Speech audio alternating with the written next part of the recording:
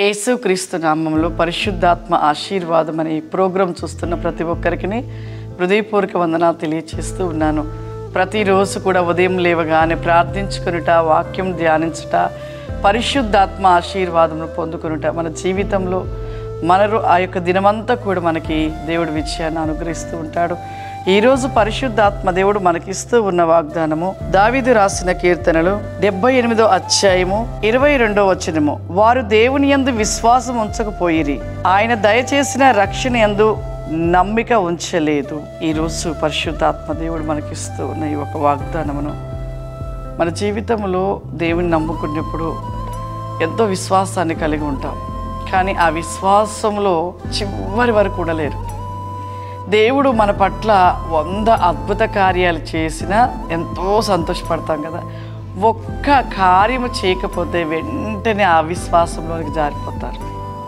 అప్పటిదాకా అన్ని కార్యాలు చేసిన మన దేవుణ్ణి ఒక్క కార్యం చేయకపోవడం బట్టి ఆ విశ్వాసంలోనికి పడిపోయి దేవుడు ఎందుకు ఈ కార్యం చేయలేదు నా పట్ల, దేవుడు నన్ను చూడట్లేదా అని ఎంతో సందేహపడుతూ ఉంటారు. కానీ మనము చివరి శ్వాస వరకు దేవుడు చేసినా చేయకపోయినా ఆయన యందు నమ్మిక ఉంచి ఎవరైతే చివరి శ్వాస వరకు నిలిచి ఉంటారో వారు ధన్యులు. ఎందుకు అంటే పరలోక రాజ్యంలో సింహాసనం ఎదుట, ఆయన యొక్క సింహాసనం ఎదుట మొట్టమొదటి వరుసలు నిలిచి ఉంటారు. ఎవరైతే ఎన్ని కష్టాలు శ్రమలు వచ్చి ఎన్ని బాధలు వచ్చినా, ఒకవేళ మన పట్ల ఏ కార్యము జరగకపోయినా విశ్వాసంలో త్రొట్టిల్లక మనము చివరి శ్వాస వరకు నమ్మిక ఉంచి ఉన్నామనుకోండి, పరలోకములో మొట్టమొదటి వరుసలో దేవుడు మనని ముందుగా మొదటి లైన్లో నిలబెట్టి జీవ కిరీటాన్ని ధరింపచేసి సత్కరిస్తాడంట. నిజమే. ఈ రోజులలో ఎలా ఉన్నామంటే దేవుడు కార్యం చేస్తేనే విశ్వాసాన్ని కలిగి ఉంటారు. ఒకవేళ దేవుడు 100 కార్యములు చేసినా ఒక్క విషయంలో చేయలేదనుకోని వెంటనే విశ్వాసంలో జారిపోతాం. అప్పుడు సాతాను ఎంతగా నవ్వుతాడో తెలుసా? ఒక్క కార్యం చేయకపోతాయా నీ కుమారులు, నీలో నుండి వచ్చిన కుమారులు అదిగో చూడు ఎలా అవిశ్వాసపడుతున్నారని ఎంతగానో సైతాను నవ్వుతూ హేళన చేస్తూ ఉంటాడు. కాబట్టి మన జీవితంలో ఏది వచ్చినా దేవుడు మన పట్ల చేసిన మేలులు కార్యాలని మర్చిపోక, రానున్న దినంలో అవి ఒకవేళ మన పట్ల జరగకపోయినా కొన్ని విషయాలలో మనము త్రొట్టిల్లవద్దు. విశ్వాసములో మనము అవిశ్వాసంలో పడిపోకూడదు. దేవుడు ఇచ్చిన మన జీవితంలో ఇచ్చి ఉంటున్న కృపని విడిచిపెట్టవద్దు.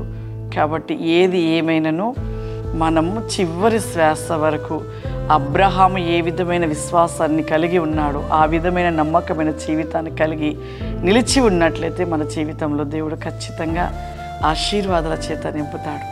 అందరం కళ్ళు మూసుకున్నట్లయితే ప్రార్థన చేసుకుందాం. సర్వశక్తివంతుడా దయగల తండ్రి, నీకు వందనాలు చెల్లిస్తూ ఉన్నాను ప్రభా.